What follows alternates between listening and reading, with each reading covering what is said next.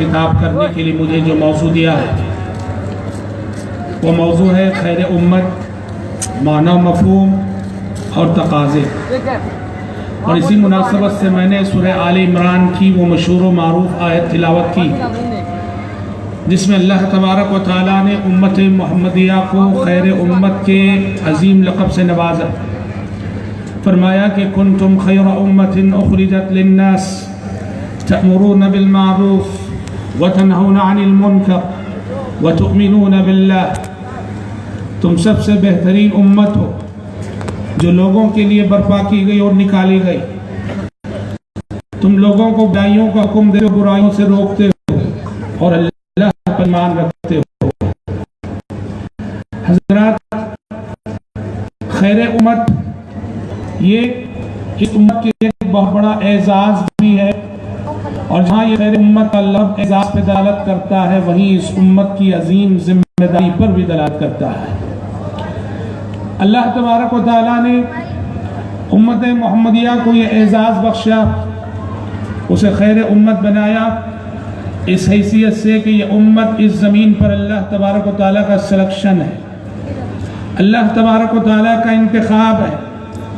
دنیا میں امتیں بہت ہیں، دنیا میں قومیں بہت ہیں، اللہ تعالیٰ نے امت محمدیہ کا انتخاب کر کے اسے افضل الامم بنایا۔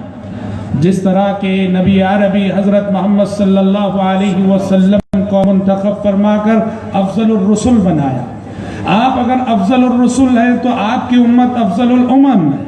اللہ تعالیٰ نے فرمایا هو اجتباکم وما جعل علیکم فی الدین من حرج، اے امت محمدیہ کے افراد، تم اس زمین پر اللہ تعالیٰ کا سلیکشن ہو، تم اس زمین پر اللہ تبارک و تعالیٰ کا انتخاب ہو، اللہ نے تمہیں چن لیا ہے، اللہ تبارک و تعالیٰ نے تمہارا سلیکشن فرمایا ہے۔ تو اللہ تبارک و تعالیٰ کا انتخاب ہے یہ امت، اور حد تو یہ اس امت کے عاصی، اس امت کے خاطی، اس امت کے گنہگار وہ بھی اللہ کے اس انتخاب میں شامل ہیں۔ یہ امت محمدیہ کی فضیلت کا ایک عظیم پہلو ہے۔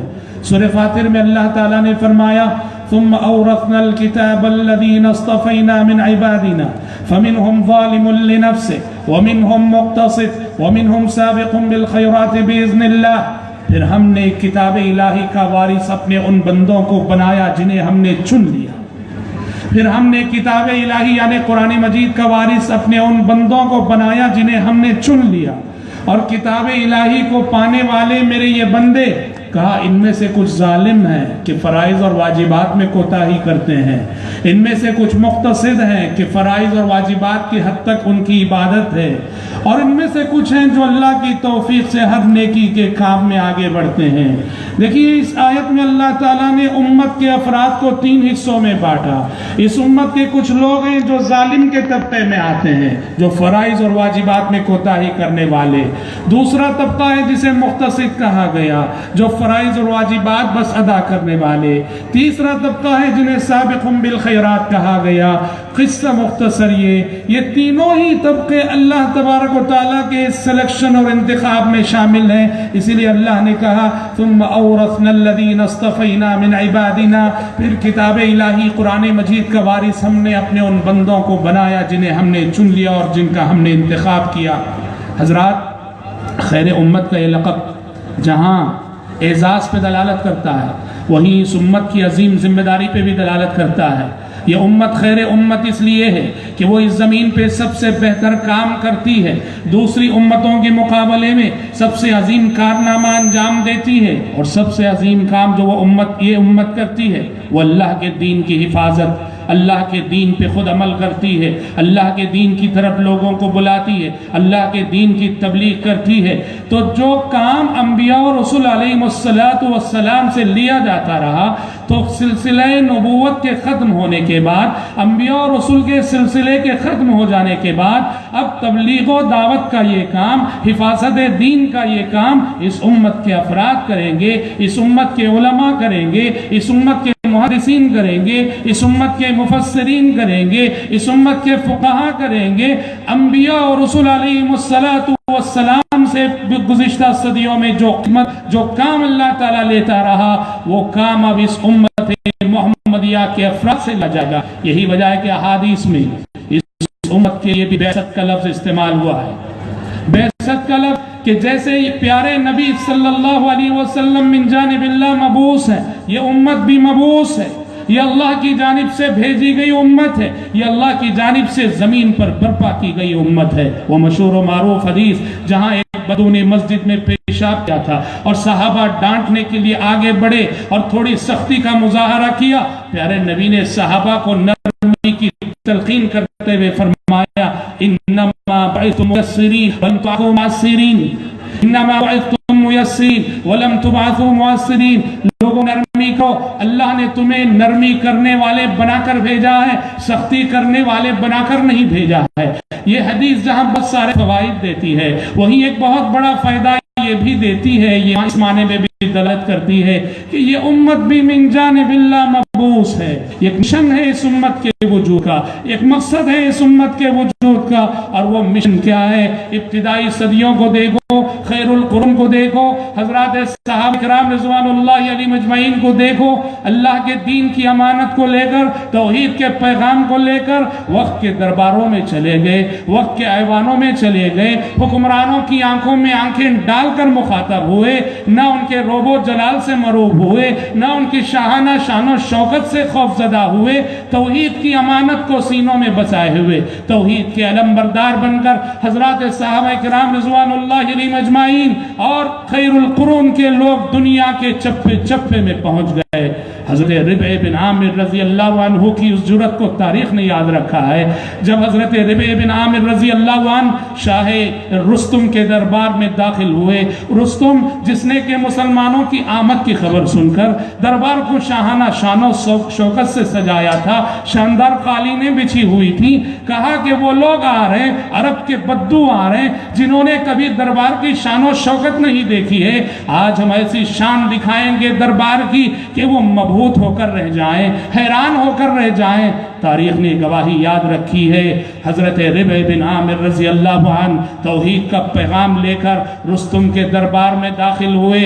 دربار شاہانہ شان و شوکت سے سجا ہوا ہے، قالینیں بچھی ہوئی ہیں اور درباری دونوں طرف کھڑے ہوئے ہیں. حضرت رستم کے ہاتھ میں نیزہ تھا اور دربار میں اس شان سے داخل ہوئے کہ تھوڑی دیر کے لیے بھی دربار کی شان و شوکت کو خاطر میں نہیں لایا. ہاتھ میں نیزہ تھا، قالین کو چبوتے ہوئے چلے گئے، قالین کو چیرتے ہوئے چلے گئے اور سیدھے رستم کے سامنے جا کھڑے ہوئے اور رستم کی آنکھوں میں آنکھیں ڈال کے کہا جئنا لنخرج العباد من عبادت العباد الى عبادت اللہ وحدہ ومن جور الادیان الى عدل الاسلام ومن صیق الدنیا الى سعت الاخرہ. کہا کہ اے رستم، ہم اس لیے آئے ہیں بندوں کو بندوں کی غلامی سے نجات دلا کر اللہ الہ واحد کا غلام بنا دے. ہم اس لیے آئے ہیں بندوں کو بندوں کی غلامی سے نکال کر اللہ الہ واحد کا غلام بنا دے، ادیان باطلہ کے جور و ستم سے نجات دلا کر اسلام کے عدل و انصاف کے زیر سایہ لے آئے، دنیا کی تنگیوں سے باہر نکال کر دنیا والوں کو آخرت کی وسعتوں میں لے جانے کے لیے ہم آئے ہیں. رستم حیران رہ گیا، درباری حیران رہ گئے ان کی اس جرأت پر، ان کی اس ہمت پر اور ان کے اس انداز تخاطب پر. حضرات، یہ امت خیر امت ہے، اس لیے کہ کام جو ذمہ داری جو مشن اس امت کا ہے وہ بڑا عظیم مشن ہے. حضرات، اس امت کو خیر امت اللہ نے کیوں قرار دیا؟ اگر اس موضوع کی تفصیل میں ہم جائیں گے تو اس امت کے بڑے فضائل اور بڑے خصائص ہمیں معلوم ہوتے ہیں. دنیا اور آخرت میں بڑے اعزازات سے اللہ نے اس امت کو نوازا ہے. واللہ کہتا ہوں، اللہ کے مجھ پر اور آپ پر جو عظیم انعامات ہیں، احسانات ہیں، اس میں سے ایک عظیم احسان یہ ہے کہ اس نے مجھے اور آپ کو امت محمد میں بنایا صلوات اللہ وسلم علیہ. اللہ کا ہم پر ایک بڑا احسان ہے، مجھ پر اور آپ پر، کہ امتیں بہت تھیں، قومیں بہت تھیں. رب العالمین نے ہمارا اور آپ کا انتخاب امت محمدیہ میں فرما کر بڑا عظیم احسان کیا ہے ہم پر. کیوں؟ اس لیے کہ جو فضائل اس امت کے ہیں، جو خصائص اس امت کے ہیں، جو مناقب اس امت کے ہیں، ان مناقب اور فضائل کے حقدار ہم بھی ہو جائیں گے اگر صاحب ایمان بن جائے اور صاحب عمل بن جائیں. آئیے مختصر طور پہ میں سرسری طور پہ ایک جائزہ پیش کرنے کی کوشش کروں گا. کیا خصوصیتیں ہیں, کیا فضائل ہیں اس امت کے جس کی وجہ سے یہ امت خیر امت کہلائی. حضرات تاریخ کا مطالعہ کر لو, پوری تاریخ میں جتنی قومیں گزری ہیں, جتنی امتیں گزری ہیں, اگر آپ اس امت کا مقابلہ تاریخ میں گزری ہوئی امتوں سے کریں گے یا موجودہ امتوں سے کریں گے, بالاجمال اس نتیجے تک آپ پہنچیں گے کہ یہ امت مقصد حیات سے آشنائی کے اعتبار سے, مقصد کے لیے جینے کے اعتبار سے, اخلاق و کردار کے اعتبار سے, امانت و دیانت کے اعتبار سے, شرافت و مروت کے اعتبار سے یہ امت خیر الامم ہے. اس امت کا جو اخلاق ہے دوسری امتوں میں نہیں ملے گا. میں یہ مانتا ہوں کہ تاریخ کے کسی دور میں یہ امت کمزور ہوتی ہے, اخلاق بگڑتے ہیں, امت اپنے عقیدے سے دور ہوتی ہے, تاریخ کے کسی دور میں بہت سارے مسائل کا یہ شکار ہوتی ہے. لیکن اگر من حیث الاجمال, من حیث تاریخ کی اگر روشنی میں اگر دیکھا جائے, دنیا کی سب سے بہترین امت یہ ہے. یہی وجہ ہے تاریخ نے یہ شہادت یاد رکھی ہے کہ حضرات صحابہ کرام رضوان اللہ علیہم اجمعین کے قافلے جب روم اور روم میں گئے, ایران گئے, دنیا کے چپے چپے میں گئے, تاریخ نے یہ شہادت یاد رکھی ہے. غیر مسلم رعایا نے, غیر مسلم عوام نے اپنے غیر مسلم بادشاہوں سے بغاوت کر کے صحابہ کو ویلکم کیا, استقبال کیا, یہ کہہ کر کے چلے آؤ ہم پہ حکومت کرو کہ تمہارا معاملہ ہمارے ساتھ ہمارے حکمرانوں کے معاملے سے بہتر ہے, تمہارا انصاف ہمارے ساتھ ہمارے حکمرانوں کے انصاف سے بہتر ہے, اور تم انسانی روپ میں فرشتے معلوم ہوتے ہو. غیر مسلم رعایا نے, غیر مسلم عوام نے اپنے حکمرانوں سے بغاوت کر کے صحابہ کا استقبال کیا اور صحابہ کے حوالے تخت و تاج کیے تھے. یہ دلیل ہے اس بات کی کہ تاریخ کے اعتبار سے, کردار کے تاریخ میں اخلاقی اعتبار سے, کردار کے اعتبار سے یہ امت بہت عظیم امت ہے. یہ امت اس کا طرز حکومت, اس کا طرز خلافت, اس کا طرز زندگی دنیا کے لیے ہمیشہ کے لیے نمونہ بن گیا. تہذیب کی شمع روشن کی, تہذیب کی شمع روشن کی اونٹوں کے چرانے والوں نے, تہذیب کی شمع روشن کی اونٹوں کے چرانے والوں نے, کانٹوں کو گلوں کی قسمت دی, ذروں کے مقدر چمکائے. حضرات اس امت کی خیریت اور افضلیت کا ایک پہلو یہ بھی ہے کہ ترتیب کے اعتبار سے اگر دیکھو تو بہت سب سے آخری میں آئی ہے, سب سے آخری امت ہے, مگر فضیلت کی اگر بات کرو تو آخرت میں سب سے افضل امت ہے. یہ عمر اس امت کی قلیل ہے مگر عمل اس امت کا بڑا قیمتی ہے. اس امت کے امتیوں کی عمریں قلیل ہیں کہ پیارے نبی نے فرمایا اعمار امتی ما بین 60 الی 70 وقلیل من یجاوزہ, کہ میری امتیوں کی عمر کا اوسط 60 سے 70 سال, یعنی میری امت کی ایک میجارٹی, میری امت کی ایک بڑی تعداد 60 اور 70 سال کے درمیان انتقال کرے گی. آپ نے فرمایا وقلیل من یجاوزہ, 70 کراس کرنے والے امتی میری امت میں بہت کم ہوں گے.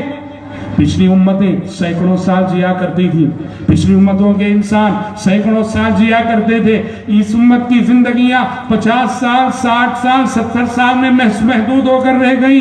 عمریں اس امت کی قلیل ہے مگر عمل اس امت کا بڑا قیمتی ہے. جب رب العالمین نے اس امت کو لیلۃ القدر کی صورت میں وہ تحفہ عطا کیا کہ جس لیلۃ القدر کی عبادت 1000 مہینے یعنی 80 سال کی عبادت سے زیادہ بہتر ہے. حضرات اس امت کی خیریت کا پہلو یہ بھی ہے, ایک عظیم خصوصیت اس امت کی یہ بھی ہے کہ دشمن اس امت کو کبھی مٹا نہیں سکتا. لاکھ سازشیں کرے, لاکھ منصوبہ بندیاں کر لے, لاکھ پلاننگ کر لے, ساری طاقتیں متحد ہو جائیں, لسان نبوت نے اس بات کی ضمانت دی ہے کہ دشمن کبھی اس امت کو مٹا نہیں سکتا. حضرات موجودہ دور جس میں ہم جی رہے ہیں یقیناً تاریخ کا ایک نازک دور ہے جہاں مسلمان مغلوب ہیں, مرعوب ہیں, کمزور ہیں, ضعیف ہیں. لیکن یاد رکھیے پیارے نبی صلی اللہ علیہ وسلم نے اس بات کی ضمانت دے دی ہے کہ دشمن اس امت کا صفایا کبھی کر نہیں سکتا, دشمن اس امت کو کبھی مٹا نہیں سکتا. ہاں نقصان پہنچا سکتا ہے, وقتی طور پر یہ امت مغلوب ہو سکتی ہے, لیکن یہ امت کبھی مٹ نہیں سکتی. پیارے نبی صلی اللہ علیہ وسلم نے ایک مرتبہ کہا کہ میں نے اللہ کہا قبول کی جاتی ہے یہ دعا. پیارے نبی نے کہا پھر میں نے کہا کہ پروردگارا میری امت آپس میں نہ الجھے, آپس میں نہ لڑے, کہا یہ دعا قبول نہیں کی جاتی. ایک اللہ کی حکمت, اللہ کی مشیت, کہا یہ دعا قبول نہیں کی جاتی. پتہ چلا میرے بھائی, لاکھ ہمارے اندرونی اختلافات سہی اور لاکھ بیرونی سازشیں سہی, اس امت کو پیارے نبی صلی اللہ علیہ وسلم نے ضمانت دے دی ہے قیامت کی صبح تک, جب تک کہ یہ دنیا اپنی انتہا کو نہ پہنچ جائے. پیارے نبی صلی اللہ علیہ وسلم نے ضمانت دی ہے کہ یہ امت اس زمین پر جیتی جاگتی رہے گی. اور حضرات, اس امت کی خصوصیت یہ بھی ہے, اس امت میں ہمیشہ حق غالب رہے گا. اس امت میں ہمیشہ حق غالب رہے گا. ہاں, حق پرست کم سہی, حق پرست تعداد میں تھوڑے سہی, مگر دلیل کی قوت کے اعتبار سے اس امت میں حق ہمیشہ غالب رہے گا. حق کی پہچان ہمیشہ باقی رہے گی. یہود و نصارہ کی تاریخ بتاتی ہے, یہود و نصارہ نے یہ جرم کیا, حق کو باطل میں ایسے ملا دیا. حق اور امت کا صحیفہ ہدایت نہ بدلا ہے, نہ بدلا جائے گا قیامت کی صبح تک. انا نحن نزلنا الذکر وانا له لحافظون, انا نحن نزلنا الذکر وانا له لحافظون. قرآن مجید کو ہم نے اتارا ہے, ہم اس کی حفاظت کریں گے. پھر آپ صلی اللہ علیہ وسلم نے فرمایا, لا کی امت میں افکار و نظریات کا سیلاب آ جائے, بدعت و خرافات کی یلغار ہو جائے, اس امت کا ایک طبقہ ہمیشہ حق پہ قائم رہے گا. آپ نے فرمایا, ان اللہ لا یجمع امتی علی ضلالہ, ان اللہ لا یجمع امت محمد علی ضلالہ, اللہ کبھی امت محمدیہ کو گمراہی پہ جمع نہیں کرے گا. ایسا نہیں ہو سکتا. ایک چیز غلط ہے, ایک عقیدہ غلط ہے, ایک فکر غلط ہے, ایک نظریہ غلط ہے, اور 100% امت کے افراد اس کو مان لیں, اس کو تسلیم کر لیں, ایسا نہیں ہو سکتا. آپ نے فرمایا, لا تزال طائفة من امتی ظاہرین علی الحق. آپ نے فرمایا, میری امت کی میجارٹی بھی اگر کسی مسئلے میں باطل کی طرفدار ہو جائے, میری امت کا ایک طبقہ ایسا ضرور رہے گا جو حق پہ قائم رہے گا اور حق کے سلسلے میں کسی بھی قسم کی غلط افکار و نظریات سے کمپرومائز نہیں کرے گا. یہ بہت بڑا اعزاز ہے, یہ بہت بڑا انعام ہے کہ حق کی پہچان باقی رہے گی اس امت میں, اور دلیل کے اعتبار سے حق ہمیشہ غالب رہے گا. یہ اور بات ہے کہ حق پرست تعداد کے اعتبار سے کم کیوں نہ ہو جائے اور گھٹ کیوں نہ جائے. حضرات, اور اسی سلسلے کی, اسی قبیل کی ایک اور بات اور ایک خصوصیت یہ بھی ہے کہ پیارے نبی صلی اللہ علیہ وسلم نے یہ بشارت بھی سنا دی, دین کی حفاظت کے لیے, شریعت کی حفاظت کے لیے, قانون محمدی کی حفاظت کے لیے, سنت رسول کی حفاظت کے لیے, آئین محمدی کی حفاظت کے لیے, حدیث رسول کی حفاظت کے لیے اللہ تبارک و تعالی اس امت کی تاریخ میں ہمیشہ مجددین کو بھیجتا ہے. آپ نے فرمایا, ان اللہ تعالی یبعث لهذه الامه على راس كل 100 سنه من يجدد لها دينها, کہ اللہ تعالی اس امت کی ہر صدی کے آغاز میں ایسی شخصیتوں کو بھیجتا رہے گا, ایسے اہل علم پیدا ہوتے رہیں گے, ایسے مجددین رونما ہوتے رہیں گے جو اللہ تعالی کے دین کی تجدید کریں گے. اور وہ کریں گے کیا؟ ينفون عنه تحریف الغالین وانتحال المبطلین وتعویل الجاہلین, کہ دین کا جو نقشہ اور دین کا جو تصور نبی عربی حضرت محمد صلی اللہ علیہ وسلم کے زمانے میں تھا, دین کو تمام ملاوٹ سے پاک کر کے, ہر قسم کی آلائشوں سے پاک کر کے وہ خالص دین کو لوگوں کے سامنے پیش کریں گے. مجددین کا یہ سلسلہ ضمانت ہے حفاظت دین کی, ضمانت ہے حفاظت قرآن کی, ضمانت ہے حفاظت حدیث کی. اللہ تبارک و تعالیٰ مجددین کے ذریعے سے دین کی حفاظت فرمائے گا. یہ تو خیر کچھ باتیں تھیں جن کا تعلق زمین سے اور دنیا سے. اگر آخرت کے اعتبار سے دیکھا جائے, اخروی اعتبار سے دیکھا جائے, حضرات بڑے بڑے اعزازات ہیں جو کل حشر کی عدالت میں جب آدم سے قیامت تک آئے ہوئے سارے انسانوں کا ٹھاٹے مارتا ہوا سمندر رہے گا. اللہ تعالیٰ انسانوں کی اس سواد اعظم کے سامنے اللہ اس امت کو بڑے انعامات سے نوازے گا. اب جانتے ہو ایک بہت بڑا انعام کیا ہے؟ بہت بڑا انعام یہ ہے, انبیاء اور رسول علیہم السلام کے حق میں یہ امت شاہد بن کر آئے. انبیاء اور رسول علیہم السلام کے حق میں یہ امت شاہد بن کر آئے گی. بخاری شریف کی روایت ہے, مفسرین نے سورہ بقرہ کی اس آیت کی تفسیر کے ضمن میں ذکر کیا ہے, وَكَذَلِكَ جَعَلْنَاكُمْ أُمَّةً وَسَطًا لِتَكُونُوا شُهَدَاءَ عَلَى النَّاسِ, کہ ہم نے تمہیں ایک معتدل امت بنایا ہے تاکہ تم لوگوں پر گواہ بن سکو. مفسرین ذکر کرتے ہیں کل حشر کی عدالت میں پیغمبروں سے سوال ہوگا, پیغمبروں سے سوال ہوگا کہ تم نے میرے دین کی امانت کو میرے بندوں تک پہنچایا کہ نہیں. پیغمبر کہیں گے پروردگارہ تیرے دین کی امانت کو تیرے بندوں تک ہم نے پہنچا دیا. قوموں سے پوچھا جائے گا، قومیں جھٹلائیں گی، قومیں جھٹلائیں گی، کہیں گی کہ ہمارے پاس کوئی نبی نہیں آیا، تیرا دین ہم تک نہیں پہنچا، جھوٹ کہہ رہی ہوگی. اللہ پیغمبروں سے کہے گا تمہاری امتیں جھٹلا رہی ہیں، تمہارے حق میں گواہی کون دے گا؟ پیغمبر کہیں گے امت محمد گواہی دے گی. قربان جائیے اس اعزاز پر، قربان جائیے اس شرف پر، قربان جائیے اس رتبے پر، قربان جائیے اس مقام پر. انبیاء کہیں گے امت محمد گواہی دے گی کہ پروردگارہ تیرے دین کی امانت کو تیرے بندوں تک ہم نے پہنچایا ہے. اور اس وقت یہ امت حشر کی عدالت میں کھڑے ہو کر کہے گی کہ پروردگارہ تیرے ہر نبی نے، تیرے ہر رسول نے تیرے دین کی امانت کو تیرے بندوں تک پہنچایا ہے اور اتمام حجت کی ہے. پوچھا جائے گا تمہیں کیسے خبر، تمہیں کیسے معلوم؟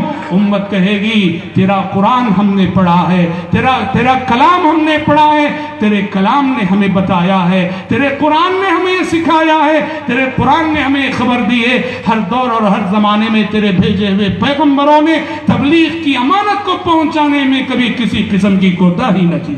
حضرات اخروی انجام کے اعتبار سے اگر دیکھا جائے، اخروی انجام کے اعتبار سے بھی اگر دیکھا جائے، بڑا نیک اور بڑا اچھا انجام اس امت کا ہونے والا ہے اور اس کی بشارتیں بھی حدیثوں میں موجود ہیں. مسلم شریف کی روایت ہے، پیارے نبی صلی اللہ علیہ وسلم نے ایک مرتبہ حضرت عیسیٰ علیہ السلام کی دعا پڑھی، ان تعذبہم فإنہم عبادک وإن تغفر لهم فإنک انت العزیز الحکیم. پروردگارہ یہ تیرے بندے ہیں، اگر تو انہیں عذاب دیتا ہے عذاب دینے کا تجھے پورا حق ہے، اور اگر تو انہیں معاف کرتا ہے تو بڑا عزیز اور حکیم ہے. پھر آپ نے حضرت ابراہیم علیہ السلام کی دعا پڑھی. ابراہیم علیہ السلام اپنی قوم کے حق میں دعا کر رہے ہیں، فَمَن تَبِعَنِي فَإِنَّهُ مِنِّي وَمَنْ عَصَانِ فَإِنَّكَ غَفُورٌ رَحِيمٌ. اے اللہ جو میری پیروی کرے وہ تو میرا ہوا، جو میری نافرمانی کرے تو بڑا غفور الرحیم ہے. ان دو دعاؤں کو پڑھنے کے بعد پیارے نبی زار و قطار ہونے لگے، اس لیے کہ پیارے نبی صلی اللہ علیہ وسلم نے دیکھا ان دونوں دعاؤں میں دونوں پیغمبر اپنی امت کی فکر کر رہے ہیں. عیسیٰ علیہ السلام اپنی امت کی فکر کر رہے ہیں، ابراہیم علیہ السلام اپنی امت کی فکر کر رہے ہیں. تو آپ کو اپنی امت کی فکر نامنگیر ہوئی، آپ زار و قطار رونے لگے. آسمان سے جبریل امین آ گئے، جبریل امین آ گئے اور کہا کہ محمد اللہ پوچھ رہا کیوں رو رہے ہیں؟ حالانکہ اللہ کو معلوم ہے کہ کیوں رو رہے ہیں. اللہ پوچھ رہا ہے کہ محمد کون سی چیز آپ کو رلا رہی ہے؟ پیارے نبی نے کہا کہ جبریل دیکھو میں نے عیسیٰ علیہ السلام کی دعا پڑھی، ان تعذبہم فإنہم عبادک، دیکھا کہ وہ اپنی امت کی فکر کر رہے ہیں. ابراہیم علیہ السلام کی دعا پڑھی، فمن تبعنی فإنہ منی، دیکھا کہ وہ اپنی امت کی فکر کر رہے ہیں. مجھے میری امت کی فکر دامنگیر ہوئی کہ کل روز حشر میری امت کا کیا ہوگا. اللہ اکبر. کیوں ایسے نبی پر نفدہ ہوں کہ جو فرمائے اچھے تو سبھی کے ہیں برا میرے لیے ہے. پیارے نبی امت کا کتنا درد رکھتے تھے. پیارے نبی کے سینے میں جو دل تھا وہ امت کا درد لے کے کیسا دھڑکا کرتا تھا. آپ کے دل کی ایک ایک دھڑکن میں امت کا درد تھا، امت کے ایک ایک فرد کا درد لے کے آپ صلی اللہ علیہ وسلم جیا کرتے تھے. آپ نے کہا امتی امتی. جبریل امین میں اس لیے رو رہا ہوں کل حشر کی عدالت میں میری امت کا کیا فیصلہ ہونے والا ہے اور میری امت کا کیا انجام ہونے والا ہے. جبریل امین تشریف لے گئے اللہ کے پاس. اللہ نے کہا جاؤ میرے محمد سے کہہ دو انا سنرضیک فی امتک، انا سنرضیک فی امتک. جاؤ میرے محمد سے کہہ دو کہ اے محمد کل حشر کی عدالت میں آپ کی امت کا وہ انجام ہونے والا ہے، آپ خوش ہو کر رہ جائیں گے. اللہ اکبر. آپ خوش ہو کر رہ جائیں گے، آپ کی امت کے سلسلے میں ہم آپ کو خوش کر دیں گے. اس حدیث کی شرح کے ضمن مفسرین نے لکھا ہے خوش کرنے کا مطلب یہ ہے پیارے نبی کو جو مقام شفاعت ملنے والی ہے، شفاعت کا جو حق ملنے والا ہے، پیارے نبی صلی اللہ علیہ وسلم اللہ کی اجازت سے اللہ کی توفیق سے اپنے امتیوں کے حق میں سفارش کریں گے جن کی وفات توحید پر ہوئی ہو، جنہوں نے شرک نہ کیا ہو اور توحید پہ جن کی وفات ہوئی ہو، اور سارے گناہوں خطائیں ہوں لغزشیں ہوں پیارے نبی کی شفاعت سے جو اللہ کی اذن اور اجازت رحمت سے ہوگی، بہت سارے امتی بخشے جائیں گے۔ اور اگر ایک دوسری حدیث کے حوالے سے اس حدیث کی ہم تفسیر کریں امت کے اخروی انجام کی، بخاری کی روایت ہے، سورہ حج کی اس آیت کی تفسیر کے ضمن میں مفسرین ذکر کرتے ہیں کہ کل حشر کی عدالت میں اعلان ہوگا، حضرت آدم علیہ السلام سے حکم ہوگا، اے آدم اپنی ذریت میں ہر 1000 میں 999 جہنم کے لیے الگ کر لو۔ اعلان ہوگا کہ اے آدم اپنی ذریت میں ہر 1000 میں سے 999 جہنم کے لیے الگ کر لو۔ مطلب یہ کہ کل انسانیت کا یہ انجام ہونے والا ہے، ہر 1000 میں سے 999 جہنمی اور بس ایک جنتی۔ اس حدیث کو سننے کے بعد صحابہ یہ دل کے کانوں سے سنا کرتے تھے، صحابہ ڈر گئے، ہر ایک کو اپنی فکر لاحق ہوئی کہ اگر انسانیت کا یہ انجام ہے، 1000 میں سے 999 جہنمی اور صرف ایک جنتی، ہم سب کا کیا ہوگا؟ پیارے نبی نے صحابہ کے چہروں پر خوف کے آثار پڑھ لیے، خوف کے آثار دیکھ لیے۔ آپ نے صحابہ کو اطمینان دلاتے ہوئے کہا، تم مت گھبراؤ، تم مت گھبراؤ، تم مت ڈرو۔ آپ صلی اللہ علیہ وسلم نے کہا، مجھے امید ہے کہ کل میری امت جنت کا 1/4 حصہ ہوگی، یعنی اگر جنت کو 4 حصوں میں بانٹ دیا جائے، 1 حصہ اس امت کے لیے، باقی 3 حصے اور ساری امتوں کے لیے۔ صحابہ کو قدر اطمینان ہوا۔ پیارے نبی نے پھر کہا، نہیں مجھے امید ہے 1/3 جنت میری امت سے آباد ہوگی، کہ جنت کو اگر 3 حصوں میں بانٹ دیا جائے تو 1 حصہ اس امت کے لیے، باقی 2 حصہ اور ساری امتوں کے لیے۔ صحابہ کو خوشی ہو گئی۔ پیارے نبی نے کہا کہ نہیں مجھے امید ہے آدھی جنت میری امت سے آباد ہوگی، آدھی جنت میری امت کے لیے اور باقی آدھی جنت اور ساری امتوں کے اہل ایمان کے لیے۔ یہاں صحابہ کی خوشی کی انتہا نہ رہی، حضرات صحابہ کرام نے نعرہ تکبیر بلند کیا، اس وقت نعرہ تکبیر بلند کیا۔ یہ کتنی خوش نصیب امت ہے کہ آدم سے عیسیٰ تک آئے ہوئے علیہ السلام پیغمبروں کے اہل ایمان کے لیے آدھی جنت، اور صرف امت محمدیہ کے اہل ایمان کے لیے باقی آدھی جنت۔ اور طبرانی کی ایک روایت اگر لے لے جو بسند صحیح ثابت ہے تو اس میں نصف تعداد سے بھی بڑی تعداد معلوم ہوتی ہے۔ آپ نے فرمایا جنتیوں کی 120 صفیں ہوں گی، جنتیوں کی 120 صفیں ہوں گی۔ آپ نے کہا ان 120 میں 80 صفیں میری امت کی ہوں گی۔ اللہ اکبر، 120 میں سے 80 صفیں میری امت کی ہوں گی۔ قربان جائیے کتنی عظیم بشارتیں ہیں، اور انہی سب مفاہیم کو پیارے نبی صلی اللہ علیہ وسلم نے ایک حدیث میں ان الفاظ میں بیان فرمایا جسے امام البانی نے بھی حسن قرار دیا۔ آپ نے فرمایا، امتی امت مرحومہ ليس عليها عذاب في الآخرة وإنما عذابها الزلازل والفتن والقتل۔ موجودہ حالات کو لے کر ہر مسلمان پریشان ہے۔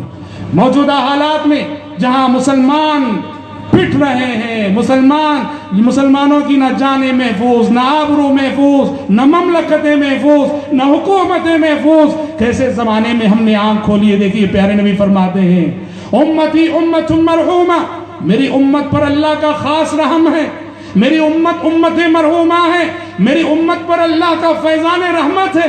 لیس علیہا عذاب فی الآخرہ، میری امت پر آخرت میں کوئی عذاب نہیں ہے۔ ایسی حدیثوں کو صحیح طریقے سے سمجھنا۔ آپ نے فرمایا میری امت پر آخرت میں کوئی عذاب نہیں ہے۔ کیا مطلب ہے عذاب نہیں ہے؟ ایسا حدیث کا یہ مطلب نہیں کہ کوئی امتی جہنم میں نہیں جائے گا، نہیں، اور ساری حدیثوں کو ملا کر سمجھنا چاہیے۔ اور دوسری 10 حدیث میں پیارے نبی نے اس امت کے اوساط کے جہنم میں جانے کی بات کہی ہے، جو اپنے بعض گناہوں کی سزا پانے کے لیے جہنم میں جائیں گے۔ حدیث کا مطلب کیا ہے؟ لیس علیہا عذاب فی الآخرہ، یعنی اس امت کے بہت سارے بڑے بڑے گنہگار ہوں گے جن کا حق تھا کہ وہ جہنم میں جائیں، اللہ اپنے فیضان رحمت سے انہیں معاف کر کے سیدھے جنت میں بھیجتا رہے گا۔ بڑی تعداد، امتی امت مرحومہ۔ آپ نے فرمایا وَإِنَّمَا عَذَابُهَا فِي الدُّنْيَا بِالزَّلَازِلِ وَالْفِتَنِ وَالْقَتْلِ، میری امت کا جو بھی عذاب ہے وہ اللہ دنیا ہی میں دے دے گا۔ سنیے، میری امت کا جو عذاب ہے اللہ میری امتیوں کو دنیا ہی میں دے دے گا۔ کیسے عذاب دے گا؟ زلزلوں کے ذریعے دے گا، فتنوں کے ذریعے دے گا، قتل و غارت گری کے ذریعے سے دے گا۔ آج جو خون مسلم کی ارزانی ہے، آج جو خون مسلم کی ارزانی ہے، ننھے معصوم بچوں کا جو قتل عام زمین پہ ہو رہا ہے، یقین کیجئے دنیاوی اعتبار سے ایک ناقابل برداشت سانحہ ہے، لیکن اسی راستے سے جنت ملتی ہے، اسی راستے سے آخرت بنتی ہے۔ امت کے اجتماعی گناہوں کی سزا اللہ دنیا میں دے گے، اس امت کے اخروی انجام کو بہتر بنانا چاہتا ہے۔ حضرات، ایک طویل فہرست ہے ان خصائص کی، ان فضائل کی جن خصائص اور فضائل سے یہ امت نوازی جائے گی، لیکن سوال یہ ہے، جیسے ہم نے کہا اس امت کا خیر امت ہونا یہ صرف اعزاز نہیں ہے، یہ اعزاز سے بڑھ کر ذمہ داری ہے۔ ہماری ذمہ داری عائد ہوتی ہے ہم میں سے ہر شخص پر، جب ہم خیر امت کے فرد ہیں، جب ہم خیر امت سے نسبت رکھتے ہیں، جب خیر امت سے ہماری شناخت ہے، ہمیں اس کے تقاضوں کو بھی سمجھنا چاہیے، ہماری ذمہ داریوں سے بھی ہمیں آگاہ ہونا چاہیے۔ اور سب سے بڑی ذمہ داری کیا ہے؟ قرآن نے کہا تم خیر امت اس لیے ہو کہ تأمرون بالمعروف وتنہون عن المنکر۔ خیر امت اس لیے ہو، اس زمین پر دنیا کی اور ساری قومیں جہاں برائیاں کرتی ہیں تم برائیوں کو مٹانے والی قوم ہو، اور دنیا میں جو بہت ساری نیکیاں نابود ہوتی ہیں تم نیکیوں کو جنم دینے والی اور نیکیوں کی طرف بلانے والی قوم ہو۔ بھلائیوں کو پھیلانا، برائیوں کو مٹانا، یہ اس امت کا وہ فرض منصبی ہے جسے دوسرے الفاظ میں دعوت اللہ کہیں۔ جو خیر ہم تک پہنچا ہے، جو بھلائی ہم تک پہنچی ہے، جو علم ہم تک پہنچا ہے، توحید کی جو امانت ہم تک پہنچی ہے، اتباع سنت کی جو نعمت ہمیں ملی ہوئی ہے، اس کو دوسروں تک پہنچانا یہ ہم سب کی ذمہ داری ہے۔ تأمرون بالمعروف وتنہون عن المنکر۔ اور دوسری بات اللہ نے یہ فرمائی، تم خیر امت اس لیے ہو کہ اخرجت للناس، تم خیر امت اس لیے ہو اخرجت للناس کہ تم لوگوں کے لیے برپا کیے گئے ہو۔ کیا مطلب ہے؟ یہ آیت بتاتی ہے اخرجت للناس، امت محمدیہ کے ایک ایک فرد کو صرف اپنی ذات کے لیے اس زمین پہ نہیں جینا ہے، اپنے بیوی بچوں کے لیے نہیں جینا ہے، امت محمدیہ کے ایک ایک فرد کو انسانیت کے لیے جینا ہے، انسانیت کے لیے جینا ہے۔ ہم جس گاؤں میں رہیں گے، جس ملک میں رہیں گے، جس شہر میں رہیں گے، انسانوں کے جو مسائل ہیں، انسانیت کو جو چیلنجز درپیش ہیں، اس کا حل امت محمدیہ پیش کرے گی، اس کا حل امت محمدیہ پیش کرے گی۔ قائدانہ کردار اس امت کو ادا کرنا ہے، امام بن کے اس امت کو جینا ہے۔ دنیا کی قوموں کی امام ہے یہ امت، امتوں کی امام ہے یہ امت، امام بن کے جینا چاہیے۔ اور دوسرے الفاظ میں اگر کہیں اخرجت للناس، دائی بن کر جینا ہے، دائی بن کر جینا ہے۔ آج جس دور سے ہم گزر رہے ہیں، جس صدی سے ہم گزر رہے ہیں، افسوس ہے یہ امت مدعو بن چکی ہے، مدعو بن چکی ہے۔ اور تاریخ کا ایک قاعدہ ہے، من لا يدعو يدعى ومن لا يغزو يغزى۔ دنیا میں قوموں کی دو ہی حالتیں ہوتی ہیں، یا تو وہ دائی بن کر جیتی ہیں، اگر وہ دائی بننے کی پوزیشن میں نہیں ہوتی ہیں تو ضروری ہے کہ قومیں مدعو بن کر رہ جاتی ہیں۔ دوسرے الفاظ میں اگر کہیں، دنیا میں قومیں یا تو دوسروں پر اثر انداز ہوتی ہیں یا تو پھر دوسروں کا اثر قبول کر لیتی ہیں۔ امت محمدیہ کا ماضی دیکھو، ہم دائی بن کر جیے، ہم دائی بن کر جیے۔ اس امت کا ایک ایک فرد دائی تھا، حکومتی سطح پر حکمران وقت کو بھی دعوت و تبلیغ کی فکر ہوتی تھی۔ دیکھیے حضرت عمر بن عبدالعزیز رضی اللہ عنہ کے دور میں ان کے گورنر نے خط لکھا، اور خط میں اپنی پریشانی لکھی۔ گورنر نے کیا لکھا جانتے ہیں؟ کہا کہ خلیفہ وقت یہاں بہت سارے ذمی اسلام میں داخل ہو رہے ہیں، اور اسلام میں داخل ہونے کی وجہ سے جو ٹیکس کی آمدنی ہے وہ کافی گھٹ چکی ہے۔ فکر مندی کا اظہار کیا گورنر نے حضرت عمر بن عبدالعزیز کو خط لکھتے ہوئے۔ حضرت عمر بن عبدالعزیز نے اس گورنر کو ڈانٹتے ہوئے جواب لکھا، کہا کہ تمہیں فکر ہے کہ لوگوں کے اسلام میں آنے کی وجہ سے ٹیکس کی آمدنی گھٹ رہی ہے؟ ان اللہ تعالی بعث محمدا صلی اللہ علیہ وسلم ہادیا ولم یبعثہ جابیا۔ کہا کہ یاد رکھو اللہ تعالیٰ نے دنیا میں محمد صلی اللہ علیہ وسلم کو لوگوں کی ہدایت اور رہنمائی اور رہبری کے لیے بھیجا ہے، ٹیکس وصول کرنے کے لیے نہیں بھیجا ہے۔ تمہیں فکر ہے کہ لوگوں کے اسلام لانے سے ٹیکس کی آمدنی گھٹ رہی ہے؟ دیکھو حکمران وقت میں کیسے تھا یہ نا مزاج۔ حضرات آج ضرورت ہے کہ ہم جہاں رہیں، جس ملک میں رہیں، ہم دائی بن کر جئیں۔ توحید کی جو امانت ہمارے پاس ہے، حق اور ہدایت کی جو امانت ہمارے پاس ہے، سچائی کی جو نعمت ہمارے پاس ہے، اعلیٰ اخلاق کا جو تصور ہمارے پاس ہے، جو مثالی طرز زندگی ہمارے پاس ہے، جو مثالی تہذیب اور کلچر قرآن میں اللہ نے پیش کیا ہے، قوموں کے سامنے پیش کریں، اور اس معنی میں پیش کریں گے جیسے ہم نے کہا کہ اخرجت للناس، जो चैलेंजेस आज इंसानियत को दरपेश हैं, हमारे मुल्क को दरपेश हैं, हमारे शहर को दरपेश हैं, हमारे मोहल्ले को दरपेश हैं, आगे बढ़कर जाओ, हल करो मसाइल को, लोगों के मसाइल से दिलचस्पी लो, लोगों के मसाइल को हल करो, और उस मसाइल को हल करने के बाद लोगों की खिदमत के बाद फख्र से कहो इन्ननी मिनल मुस्लिमीन। जैसे कुरान ने कहा वमन अहसनु क़ौलन मिम्मन दआ इलल्लाह व अमिल सालिहा व क़ाल इन्ननी मिनल मुस्लिमीन। इस ज़मीन पर उससे अच्छी किसकी बात हो सकती है जो लोगों को अल्लाह की तरफ बुलाए, खुद भी अच्छा अमल करे, नेक अमल करे, और फख्र से कहे कि मुसलमान को देखना हो मुझे देखो कि मैं मिसाली मुसलमान हूँ। हजरात, ज़रूरत है इस मौजू के तकाज़ों को समझने की और इन तकाज़ों को अपनी अमली ज़िंदगी में जगह देने की। मेरा वक्त ख़त्म हुआ, मैं अपनी गुफ्तगू को इसी पर समेटते हुए अल्लाह रब्बुल इज़्ज़त से दुआ करता हूँ कि परवरदिगार आलम कहने वाले को भी सुनने वालों को भी खैर उम्मत के जो अमली तकाज़े हैं उन तकाज़ों को अपनी अमली ज़िंदगी में अपनाने की तौफ़ीक़ अता फरमाए। आमीन व आखिर दावाना अनिल हम्दुलिल्लाहि रब्बिल आलमीन। आमीन आमीन।